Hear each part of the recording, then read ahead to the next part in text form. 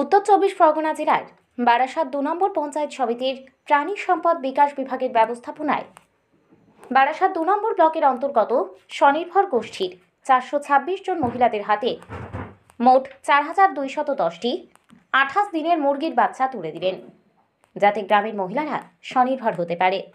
তার জন্যই এই প্রয়াস। আজ বারাসাত ২ নম্বর পঞ্চায়েত সমিতির সভাপতি মনোয়ারা বিবি ও সহসভাপতি মেহেদি হাসান সহ পঞ্চায়েত সমিতির মৎস্য ও প্রাণীর কর্মাধ্যক্ষ শহীদুল আলী ৪২৬ জন মহিলাদের হাতে মুরগির বাচ্চা তুলে দিলেন।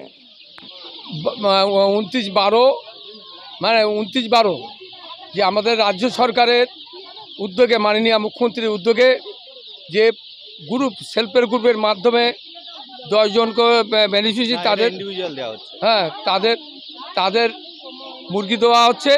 এই মুরগি পশ্চিমবাংলা যে খুব ভালো সাইজ, এবং আমাদের ঠাকুরনগর যে কন্ট্রাক্টর পেয়েছেন ইনি মুরগি খুব ভালো মুরগি দিয়েছেন। আমরা মানুষের মুরগি চাষ করে মেয়েরা যাতে সবল হয়, যারা মানে ছোট ছোট ছেলে মেয়েদের লেখাপড়ার দিক থেকে মানে তারা কিছু খরচা করতে পারে, এবং মাংসর দিক থেকে ডিমের দিক থেকে, তার জন্য রাজ্য সরকার মাননীয় মুখ্যমন্ত্রী মমতা ব্যানার্জি উদ্যোগ নিয়েছে। সেই উদ্যোগে আমরা মুরগি বাচ্চা বিতরণ করছি। আজকে বেনিফিশিয়ারি আজকে পাচ্ছে তোমার 426, মানে 426 মানে আছে 4,000-এর ওপর, 4,210।